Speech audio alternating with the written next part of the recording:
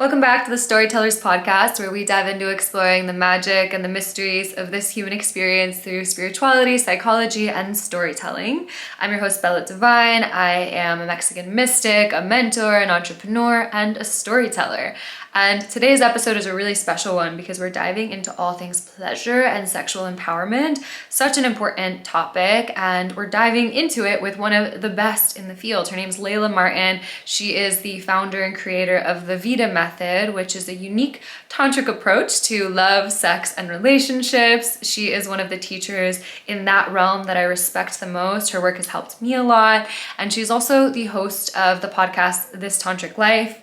On today's episode, we dive really deep into Layla's personal stories as far as what helped her find her path as far as the work that she does in the world and what led her to being such an advocate and such a powerful teacher for sexual empowerment and pleasure liberation work. We also talk a lot about how you can really empower yourself through pleasure work. It is a deeply informative and important conversation, so I hope you enjoy listening to it as much as I enjoyed having it. And with that, let's go ahead and dive right in. I wanted to begin today by asking you a little bit about your childhood and your background for anybody who is new to your work and your life story. Great. Yeah.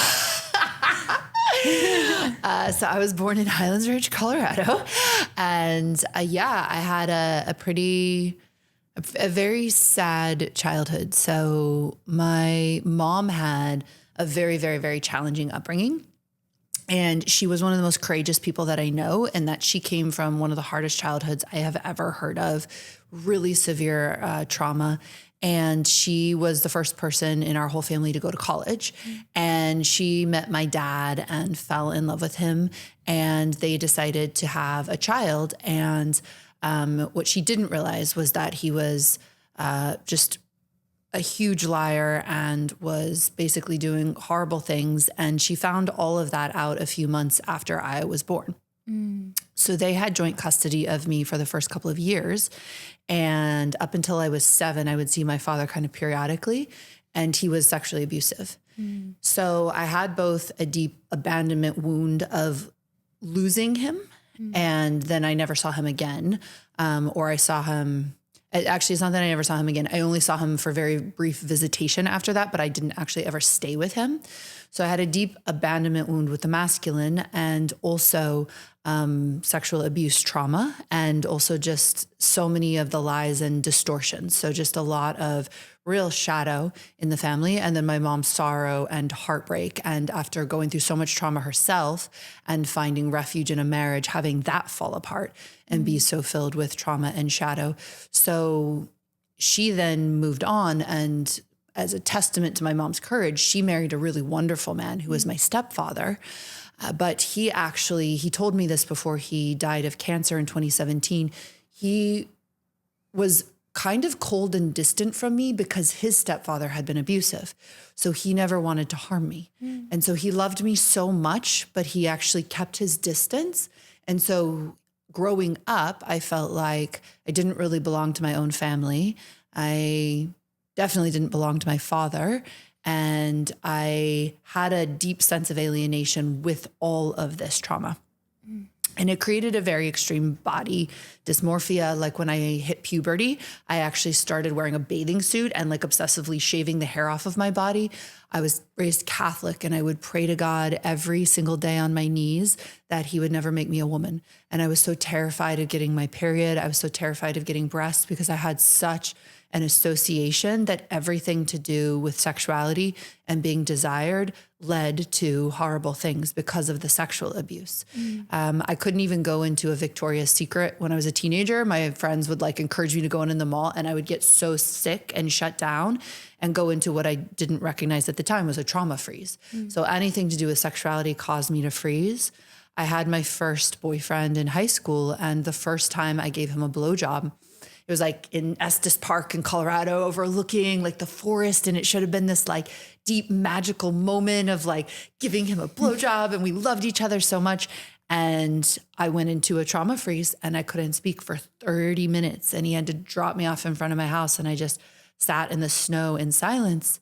And the thing that is sort of coming to me as I say this is we have a language now for these things in our culture, like a trauma freeze. Like if anyone spent time in healing modalities, done good therapy, spent time studying with you or me, they would know what a trauma freeze is. But in Colorado, even in early 2000s, there wasn't a language for that. So I didn't know what was happening to me or my body. I just knew that I hated myself and my skin would crawl and then I would shut down with anything to do with deep intimacy and deep sexuality. Wow. Thank you so much for just being vulnerable. And, it's interesting to hear where you come from because you are such a sexually empowered and free woman now. And so I'm curious, what was your sexual awakening? Like, when did that relationship to your sexual expression begin to shift for you? Yeah. Well, first it was rebellion, which I think is a very important and necessary stage in many of us, right? So I was like, well, fuck the Catholicism and like, fuck all the conditioning that's like holding me back. And so I only was able to be fully sexual for the first 7 years with drugs or alcohol. So it was like this rebellious and dissociated, but at least I can have it because I couldn't be sober. I also, at Stanford University, which I started when I was 17, I focused on early adolescent sex education. So even very, very young, I had this inclination of like, we are lying to people about their sexuality and like something needs to be done about it.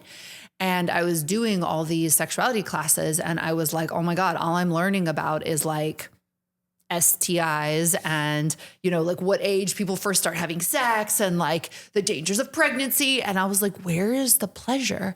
Like, where's the pleasure in all of this? And that sort of coincided with me really starting to do the work on my sexual abuse. And I got my first real boyfriend at the time, like my first adult boyfriend, let's say. And he loved me so much. And he was so devoted to me. And he wanted to look me in the eyes during sex. And I was like, oh my God. I was like, I literally got so disgusted in my body that I would throw up over the side of the bed. And I was like, time for therapy. Like, it's time for therapy. And I remember feeling so outraged as I started to process my sexual abuse in the most privileged way possible, having therapists, having a reasonably supportive community, having a boyfriend who wanted to help me heal. And it was so hard. And I was like, why do we not have a healing center on every street corner of the United States? Like, if 1 in 3 of us have been sexually abused, what is happening that we're not addressing this as a society and talking about this level of pain and making it a focus of our culture to integrate and heal pain? It was wild. So basically all of that was happening. And I had flown to Asia when I was 18 and started studying Kundalini and tantric practices. And as we'll dive into more in the later part of this podcast, the difference between Neo-Tantra and classical Tantra. And I was doing both at the time. So I was like, started to learn that there was ecstasy that was possible in my body. I started to learn that there was a place where I could go that felt beautiful through meditation. And I had never known goodness or safety or bliss, let alone ecstasy in my body before. So those practices gave me hope. They gave me solace. They gave me a refuge when my body was a war zone of trauma. They gave me this understanding that there was a possible way to feel good inside of myself and that came through these beautiful practices from these incredible traditions and through connection to the divine. And that was amazing. And then I also started doing really deep healing practices, trauma healing, somatic therapy. And then my boyfriend, bless him, learned pussy massage. So I could start healing through pussy massage and all of that. And the biggest thing I realized at that time was how humbling trauma is. And I've learned that many times in my life. But I remember I talked to a woman who had been sexually abused, and she was like, I basically just laid on the carpet for 5 years, and then I could finally get up and live my life. And I was like, not me. I will heal this faster than any human has ever healed sexual abuse in my life. And like, it really took me about 5 years where I felt so disgusting in my body. I felt like the whole world turned gray. I felt that at least before I started working directly on my trauma, I was disconnected and living from my head, but I felt okay. I didn't have my whole life, but I felt okay. And as soon as I started the trauma process, it was so many uncomfortable feelings. It was a deep dive into my nervous system, which had just so much pain and so much sorrow and so much disgust and so much fear. And it took so much courage to go all the way in, like day after day after day. It was relentless. And I think it actually took me about 7 years to go from feeling that unwell inside of myself to actually feeling baseline okay in my body to good. And by the time I finally was like, oh my God, I can feel good in my nervous system, I was like, like, whoa. And that really blew my mind. And in all of that, all that healing, I decided 2 things. I was like, number one, if you can heal from this, because I feel so messed up, I swear to God, one of the few things that kept me going in the darkest nights of the soul was like, if this is so hard for me, if I can get out of this, I promise I will tell the whole world that it is possible. That like, no matter what you've been through, like you can reclaim pleasure and solace in your body and a temple sanctuary in your own being, no matter how deeply it's been violated. And the other thing was, I was like, at the time, there was really just this model of survival, and like, you're a survivor of all of this. And I was like, I don't want to be a survivor for the rest of my life. I want to thrive. And if I have to do all this trauma healing, I want to be better off than if I had never had to do it at all. And what is interesting is a lot of the trauma healing is the same as the spiritual journey, the spiritual path, right? So if you do enough spirituality at a certain point, you start healing. You start healing the ancestral stuff. You start healing the things inside of your body. So I was like, well, I'm basically just being forced to fast track my healing process because it's so painful to exist inside of myself because I can't have an orgasm because like men scare the shit out of me. And so I'm basically being forced to get on the super highway of healing.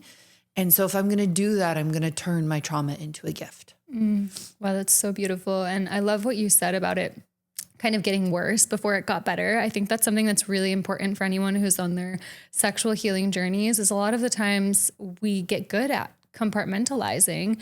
And then when we start to explore the nervous system, usually we experience a lot more pain. And then, we're discharging all of that pent up, neglected emotional experience, and it gets worse often before it gets better. And that's a really important thing that you highlighted. Yeah. And I'm also curious, I also had experienced sexual abuse as a child, not by a family member, but by a neighbor and by someone we trusted in our home. And I didn't remember until I was in sex ed class. And I was being taught about how you get STDs when you have sex, and hearing all of this really scary information as I'm learning about my body for the first time. And all of a sudden I remember that feeling of, oh my gosh, I am impure. Like I'm dirty. And I was about 12 years old when it came back to me. Did you always remember, or was there a moment in which you kind of acknowledged that had happened?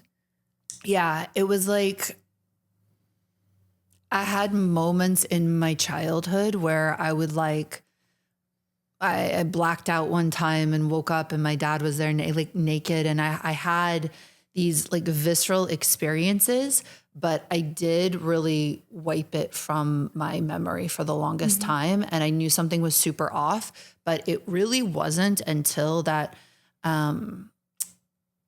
my first real boyfriend wanted to be super intimate, and I was doing meditation retreats, and all the memories and all the flashbacks started coming.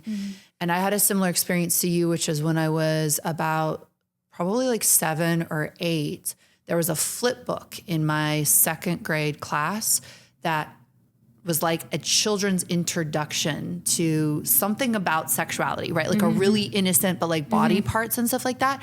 And I got so sick and I wrote my mom a letter. I was like, I'm having all these weird thoughts about sex. I can't function. And no one did anything about that. And so it just laid, like, it was like I kind of knew, but it was also latent at the same time. It was like both. I'm curious, when you were so brave and took such big steps so young, going to Asia by yourself to do this deep healing work on your body, is there a specific moment that you remember when you were like finally tapping into bliss and ecstasy and your inherent purity in your body with your sexuality? With my sexuality. Yeah. So there's this quality, as I'm sure you probably know, with trauma, where the way that I would describe it was like there was like a glass wall between me and everything. And I could see the world, but like I couldn't touch it. And it's an extraordinarily lonely feeling. And it's also like, it felt like my life was passing me by. And I would say most sex felt like that. I also would like black out sometimes and like actually like wake up like screaming with my partner. Like the trauma was like really deep inside of my system. And with, again, that first boyfriend, Ryan Cheney, he's a psychotherapist in Austin. I'll give him a shout out. He's amazing. God bless you, Ryan Cheney. Wow.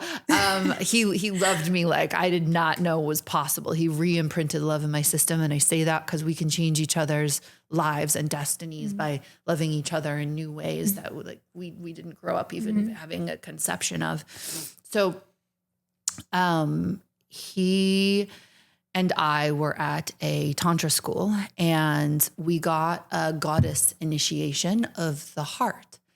And so we literally got a mantra and we did a shared meditation and we went home and made love as the goddess. And I remember this, I was probably about 23 years old, this energy streaming through my heart and streaming through my hands. And I could feel him and I could feel like the love between us, and it just popped into this full technicolor.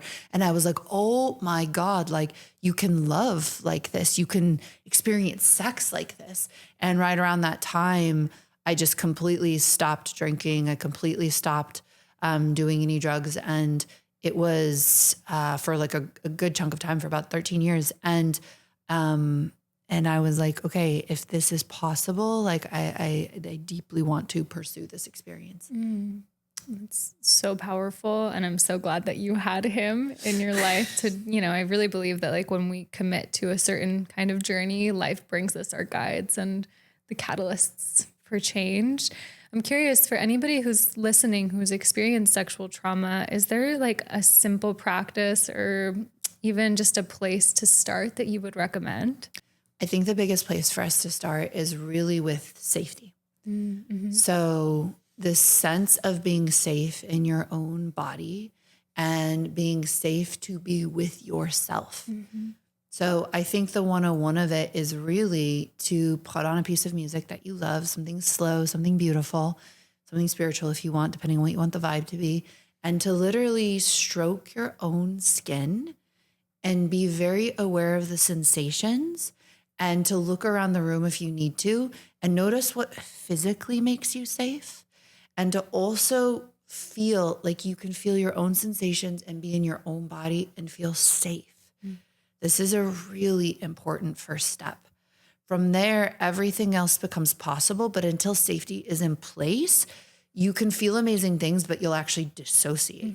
So the safety and the nervous system is this foundation to then give you the courage and the, I want to say like, funny, like wherewithal or chutzpah to show up for the beautiful feelings. Because what can happen in trauma is when we feel pleasurable feelings, because it was so safe when we were young, we actually just check out or numb or dissociate, all versions of defense mechanisms, which are totally understandable. And so when we actually start with the safety, that starts to rebuild our sense of being okay inside of ourselves. And from there, we can actually start to feel the beautiful feelings. I think another thing that's really important on the trauma healing journey, that's a very important first step as well, is to start to trust your body that it is doing the most intelligent thing given what it needed to do to survive. So oftentimes I would find myself going into battle with my own body, right? Why are you being numb? Why are you dissociating? Why are you blacking out and screaming when you wake up? Like, what the hell? And I would actually re-traumatize myself by being a perpetrator to my own experiences, invalidating them, judging them, dismissing them, and then trying to bulldoze my way out of them. Like, I don't want to feel numb anymore. I don't want to feel dissociated anymore. I don't want to be screaming anymore. This man is hot. Like, what are you like, ah! Right? And so this like inner turmoil can create this war with ourselves. And one of the biggest lessons that I got was actually my body is just trying to protect itself. Numbness is my body trying to protect itself from what it thinks is unsafe or uncomfortable. Dissociation is my body trying to protect itself. I learned all of these sacred defense mechanisms because I grew up so unsafe. So my body is still actually operating in a highly intelligent way. It is not something to go to war with. It's something to have a deep, compassionate understanding for. Why does it feel like the wisest option to go numb? Why does it feel like the wisest option to dissociate? And when I started asking myself why and recognizing that there was an intelligence to my body, that's when I started to find the love and compassion. And that again creates the foundation in which healing is so possible.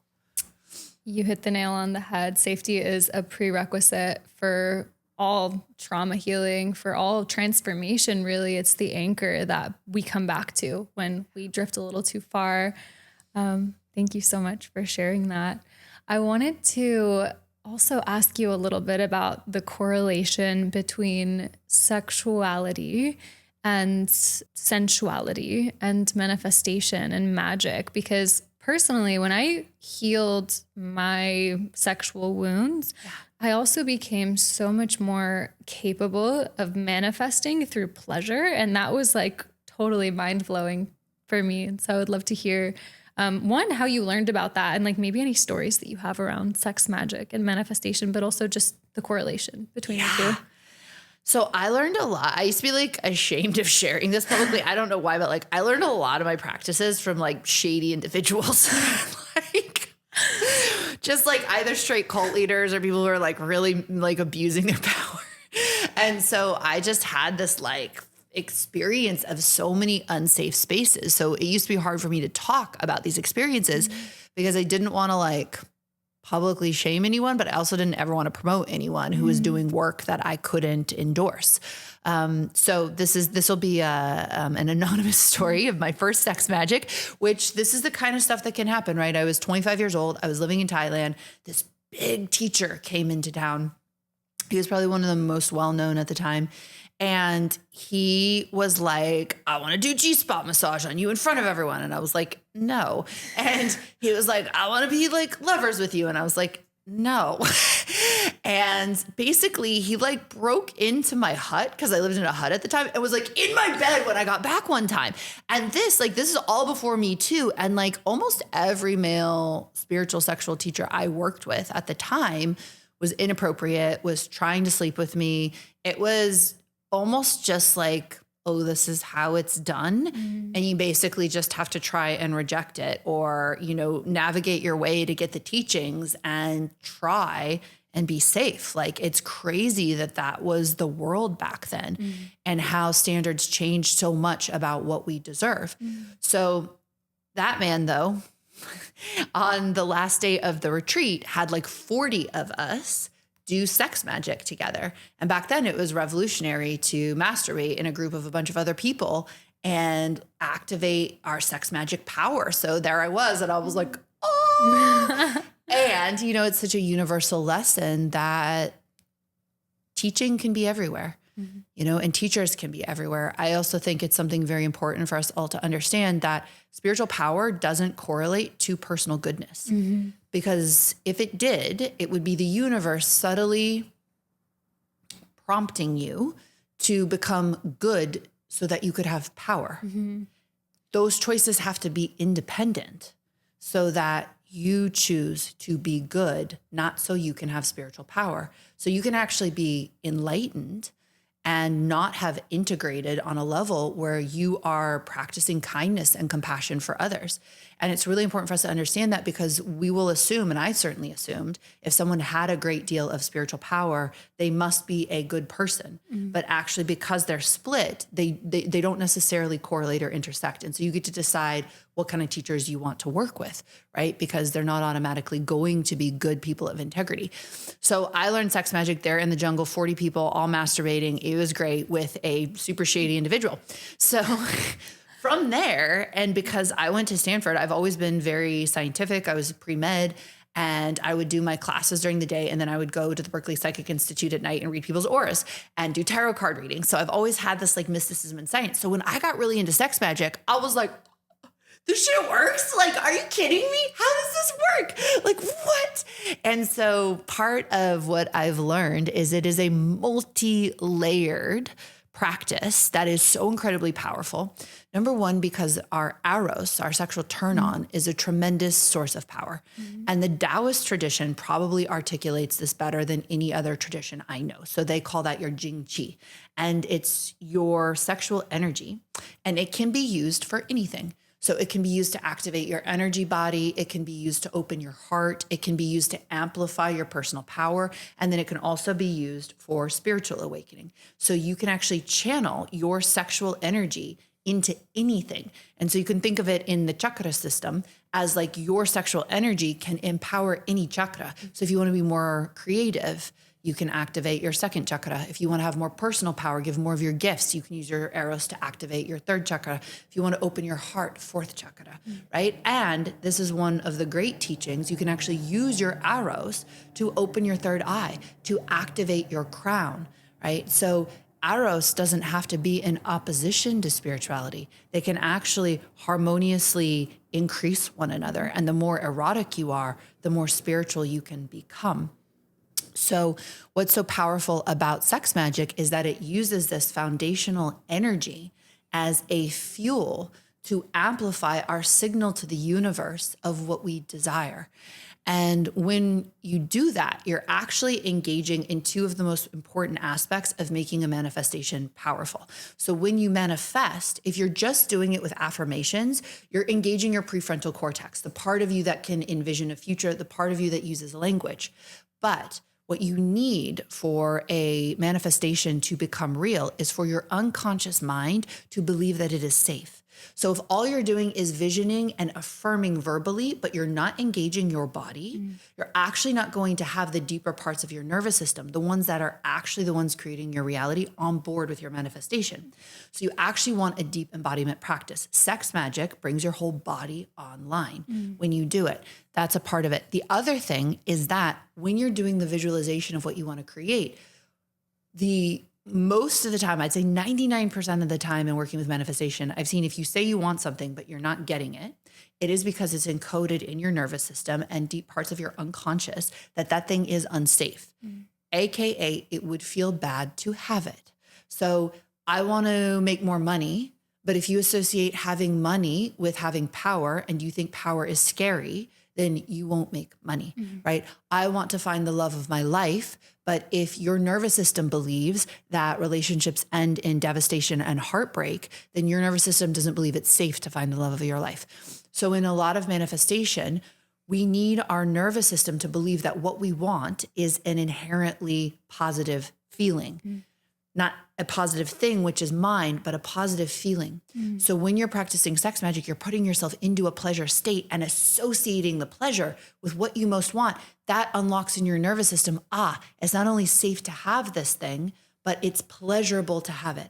That's part of the reason that it makes it so, so, so powerful. Now, there's a reason why it's a practice that is like the most forbidden and the most scary to people, right? Like when I first started teaching sex magic, they were some of my most early viral videos on YouTube, because like people would come out of the woodwork and be like, you are Satan embodied and you are leading the masses with your hypnotic witch eyes straight into hell. And I would be like, thank you, Charles. But like, actually, I'm just a witch and I want the best for everybody and for people to remember their inherent power and magic. Now, the reason why sexuality has been so repressed and sex magic is so repressed is that in order to control people, you actually have to disconnect them from their inherent pathway, their endogenous routes to knowing themselves as the divine. So the Catholic Church, which is not original Christianity, but which is a very distorted institution that went on a huge campaign to make people forget that they were actually one with Christ consciousness, that they are one with the divine. It heavily repressed actually three things. Number one, women, high priestesses, and all goddess traditions got silenced. Number two, sexuality. So Jesus didn't say a lot of bad stuff about sexuality, but the church fathers certainly did. So it became a sin, you'll go to hell, all kinds of horrible repressive things about sexuality. And number three, plant medicine. So the indigenous witches of Europe used to serve plant medicine so that people would know themselves as God. Now that distorted culture, right? European culture became one of the first cultures on earth to repress access to plant medicine and to repress sexuality, but especially plant medicine. So as colonialism spread all over the planet, they brought these incredibly toxic forces with them through colonialism. The drug laws, the first drug law was actually the Catholic Church banning peyote because they could not convert indigenous people to Christianity who took peyote. And so there's been this campaign to deny people access to plant sacraments, sexuality, and female spiritual leaders, because all three will take you back to your inherent mystical truth, which is that deep inside of you, you can find the access point that you and the divine are one. You can find the power of your own heart. So what's interesting is I had to rebuild my sexuality from the inside out due to trauma. But what I discovered is we all have to rebuild our sexuality from the inside out, because there's been a 1,000-year-long systematic campaign to teach us to fear and hate our own bodies and to shame ourselves out of our sexuality so that we don't remember that original mystical path to our own divine nature. And men have been just as shamed and disconnected as women. People of all genders have experienced this.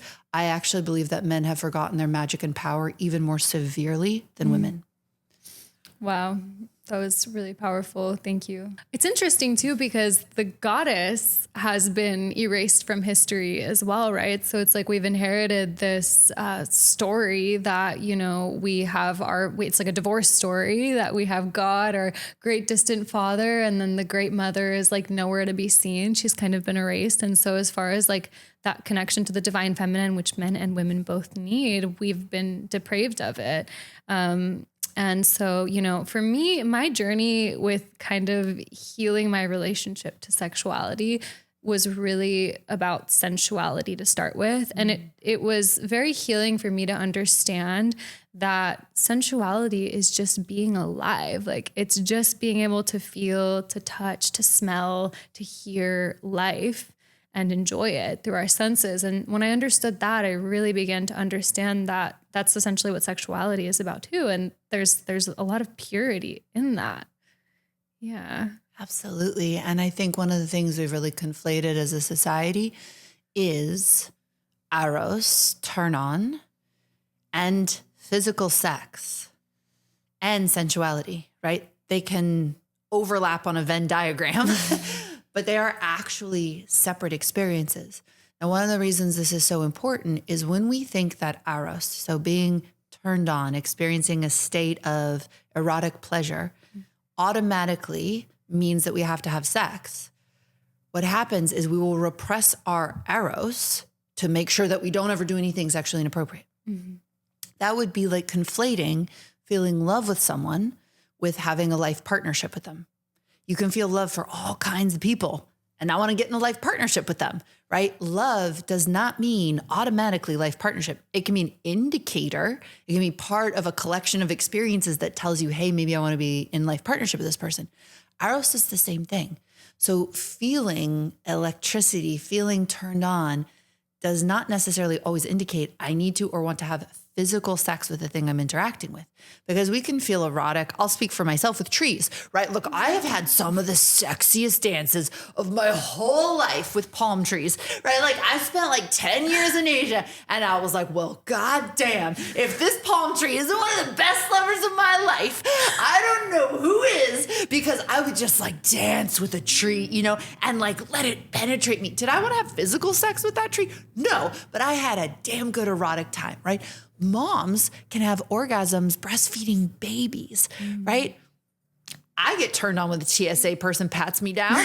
I'm like, oh yeah, like I don't want to have sex with a TSA person, never in my life. But I'm like, this is an enjoyable experience. Is it sensual? Is it erotic? I'm not sure. Who needs to classify it right now? So that is really important actually, because Eros allows us to create. Eros allows us to engage with the world.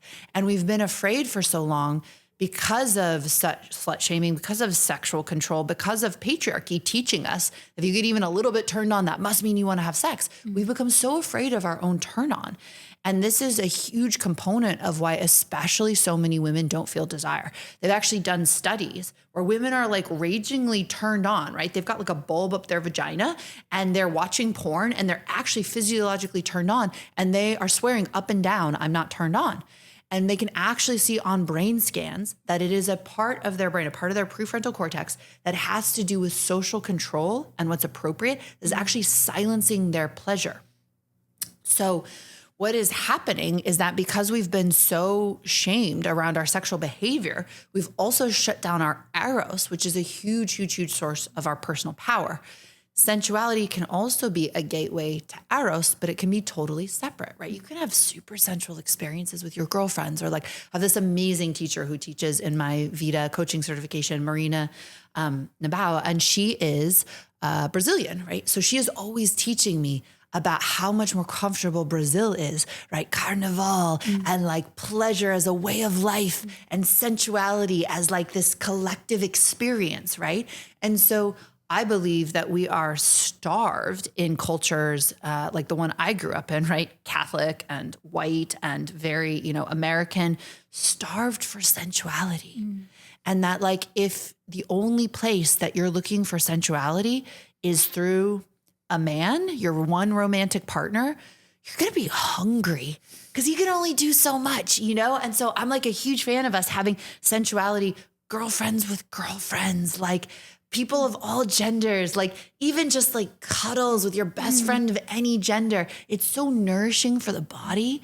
And you can do all these things for yourself as well. We think of like sexuality and Eros, especially as women, and sensuality as doing something for your lover, versus I heard you talk about your own personal story and reclamation, right? Being a sensual being, being so important for you and your power, right? Being an erotic being, it's like, that's so important to me with or without partner. And my sexuality is for me. It's such a simple statement, but it's something that's so easily forgotten.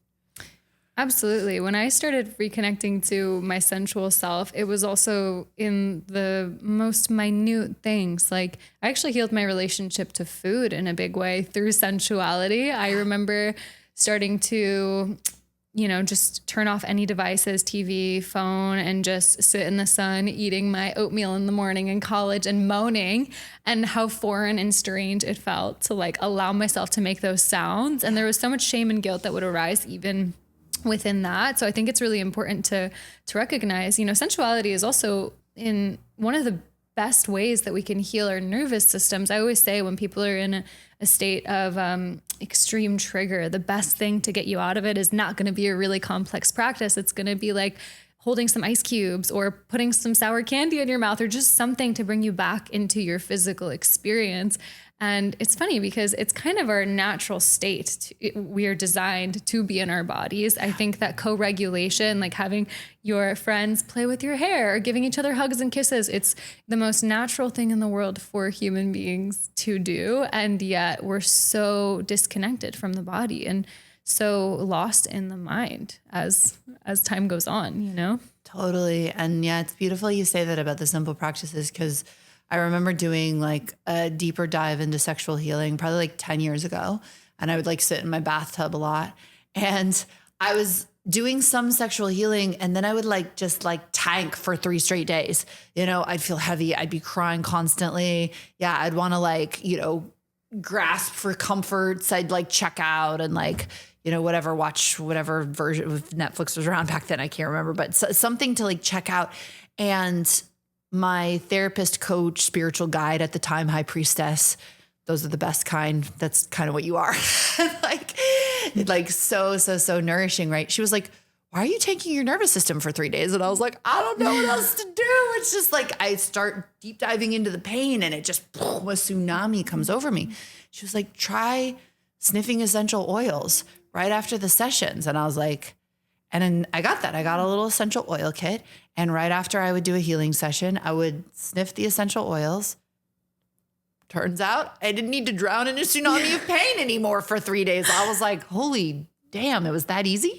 Sometimes we just need to shock ourselves back into being present. Yeah, totally. So I'm curious, I would love to know in your words, just because I think this is like, you are the expert in this. How would you distinguish Tantra and Neo-Tantra? Because I see people getting confused about this quite often. I'm going to give the most comprehensive public answer I have ever given to this. I'm excited. Let's go. And the reason we're going to go real far back in history is because actually the deepest historical understanding of this is required to put it all together. Okay, so the best understanding we have of the most ancient goddess worship traditions that later became the ecstatic initiatory high priestess rites of Greece and the pagan communities of Europe, and then many of the magical traditions of Persia, what is now modern day Iran, and then some of the traditions of Tantra all started in Anatolia, in the mountains. This is modern day Turkey. So there was ecstatic, wild goddess worship going on. There's a goddess Cybele whose roots go back to this space. Now, to worship Cybele, right, was to engage in emotional ecstatic release, to make music and ecstatically dance, to go into states of orgasmic frenzy, right? There's some theory that it was like music, dance, emotional release, and perhaps wild sacred orgies, right?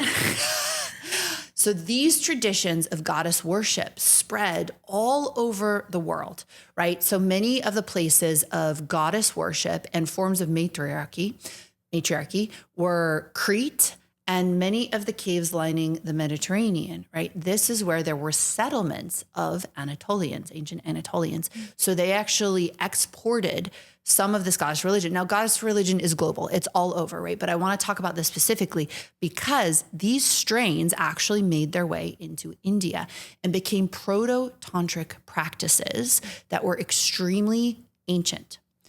So as those practices spread, you get in about 500 AD, wilder, more embodied tantric practices that used actual physical fluids, semen, blood, that used sexual practices. Now, the important thing to remember in all of this is sexuality and doing taboo things, right? And releasing emotions and doing ecstatic dance was to be in devotion. The original purpose of all of that was to create an ecstatic portal and merge with the divine.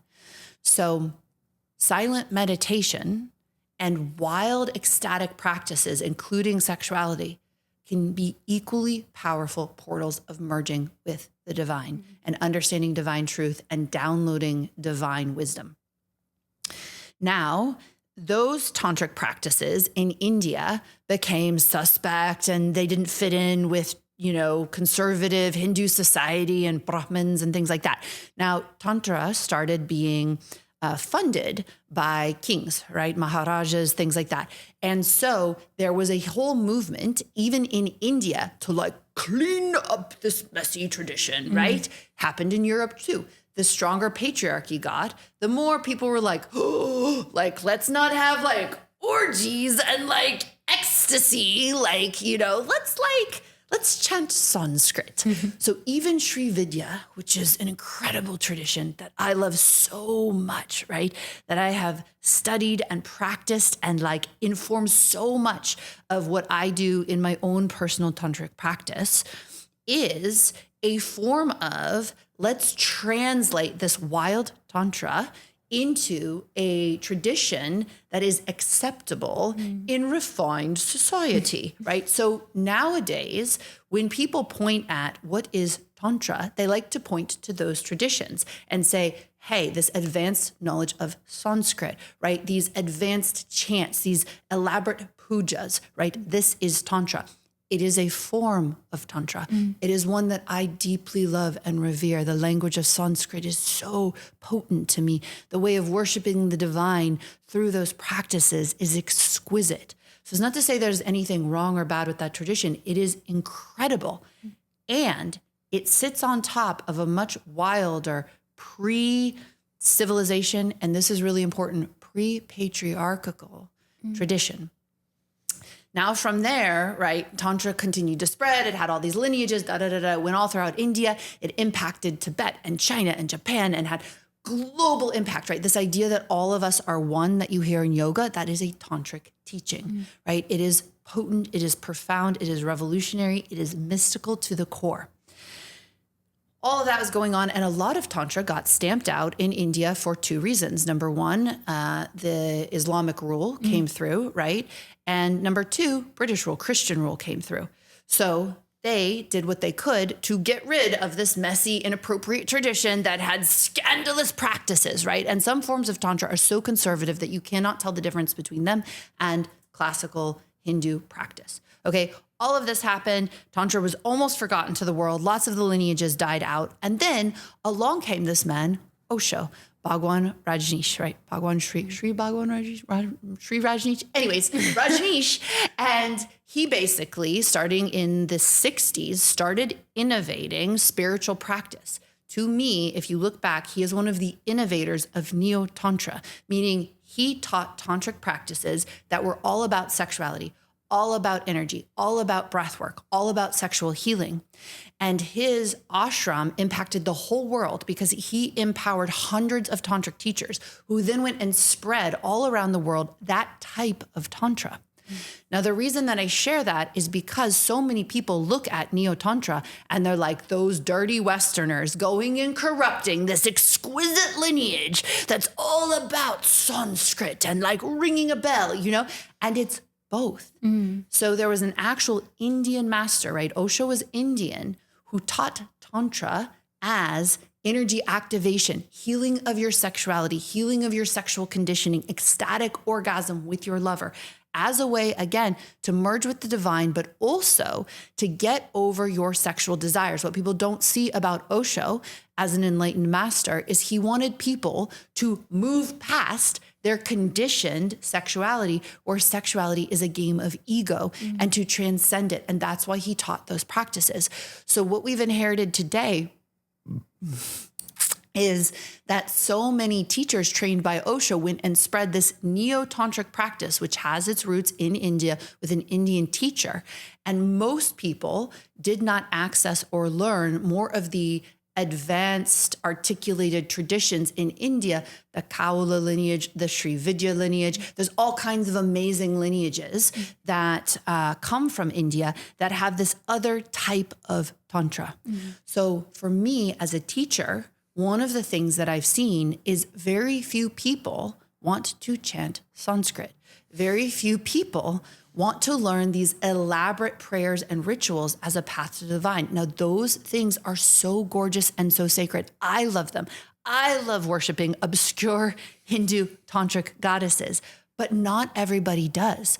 And I don't see it as a bastardization to teach from the philosophy of deep Tantra and to teach through the Neo tradition, especially as Osho taught it, and then further teachers sort of took it even further. Subsequent teachers kind of expounded on his original teachings, because for the most part, we are living in a world where what people call sex is porn addiction and collectively masturbating into each other while they fantasize about someone else. So Yeah. I am here to hold space for classical tradition, but I'm also here to eradicate suffering. And I want to spread whatever I think are the fastest practices to alleviate human suffering. So a huge chunk of that is teaching people how to look each other in the eyes while they make love. A huge part of that is teaching people how to love their pussies and their cocks and their intersex genitals. Again, a huge part of that is teaching people that their eros is sacred and beautiful.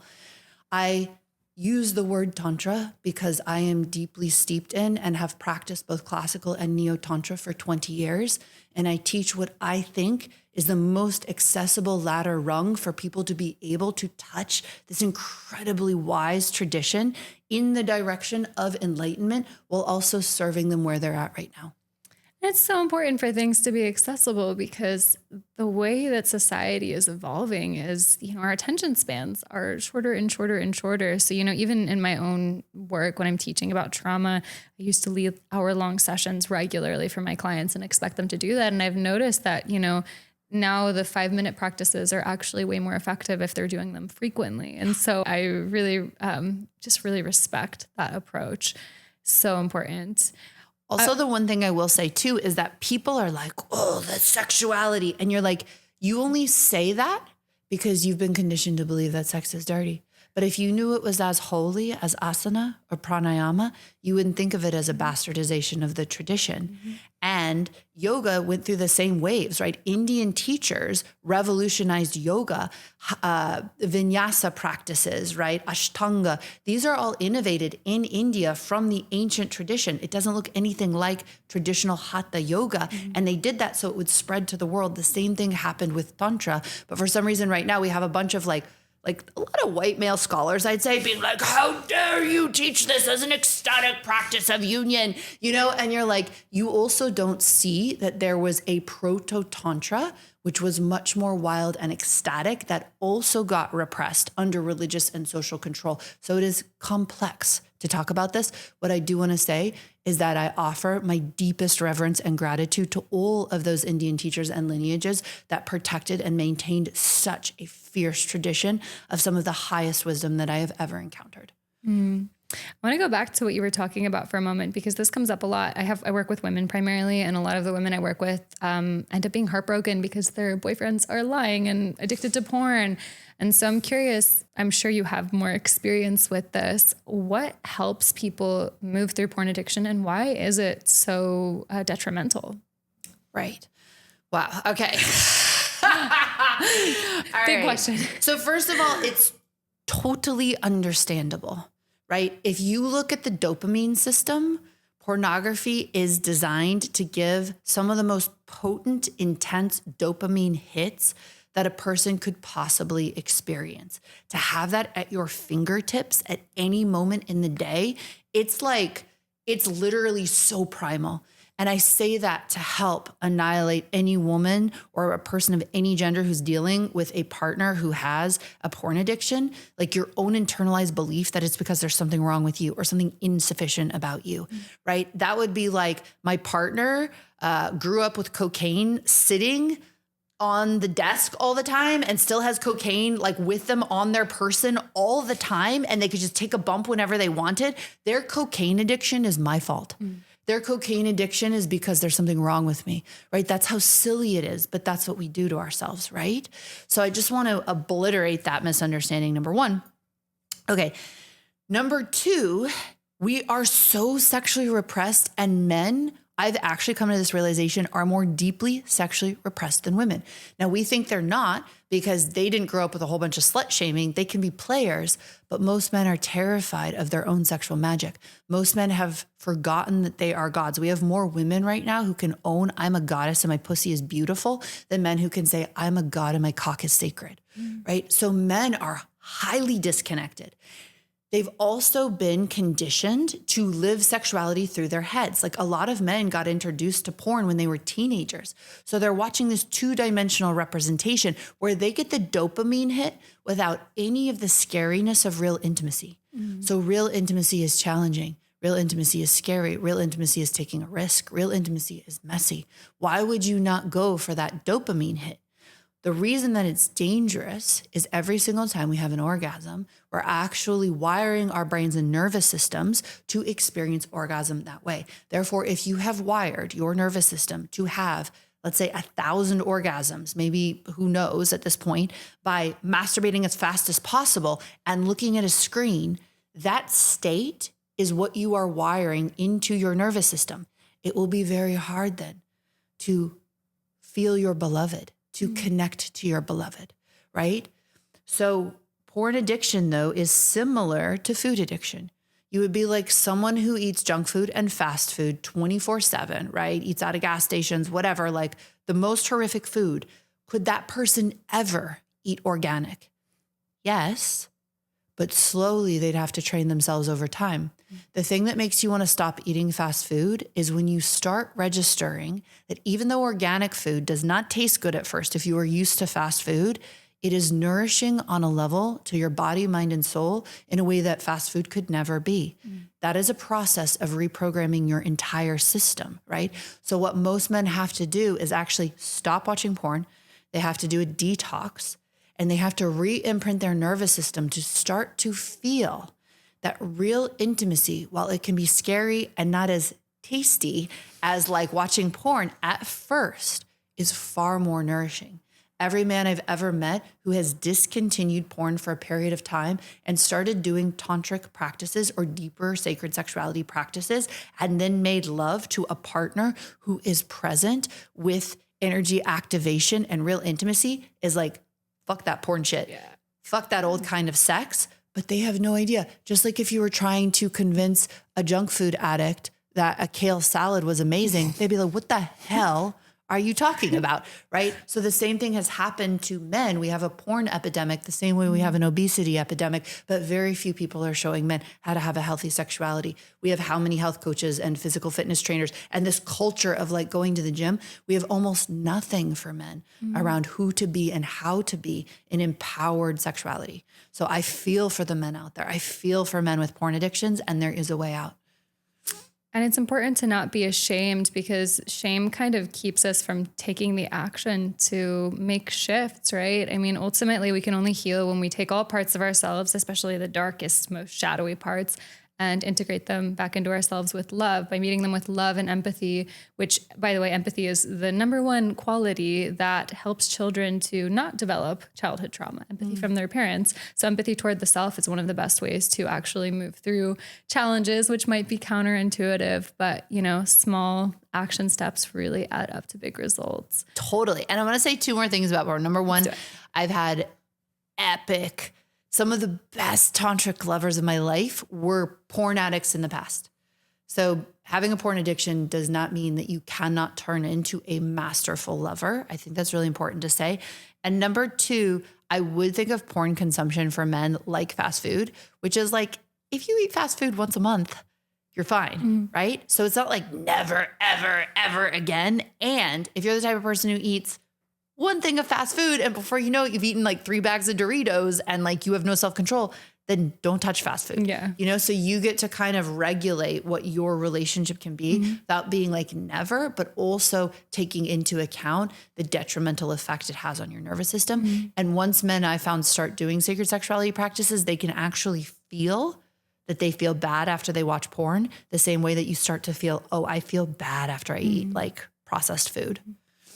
I agree. I think the purpose is really just to step out of these good girl and, you know, good boy boxes and to just find ultimately what feels good in the nervous system and good for our energy levels. I believe that our energy levels do not lie to us. They're such great indicators about what is right for us. Totally. Well, thank you so much, Layla. I so appreciated having you on the Storytellers. Would you tell listeners and viewers where they can find you? You You can find me at laylamartin.com, and that is where you can go to get on my email list. My email list is where I share my most in-depth teachings and practices. You can also consider joining one of my courses. So I have a course called Men's Sexual Mastery Training for men. I have lots of 6-week courses for women or people who identify with being feminine beings. I also have a coaching certification called Vita Coaching. It is a full year-long certification to become a sex, love, and relationship coach in the Vita method. And I also share many, many, many teachings and trainings on my Instagram at the Layla Martin and on my YouTube channel, which is also Layla Martin. And for anyone listening, if you write us a review and you send a screenshot to hello@beladivine.com, my team will send you a free meditation. That is so beautiful. And so I hope you enjoy it. Thank you for listening, and we'll catch you in the next episode.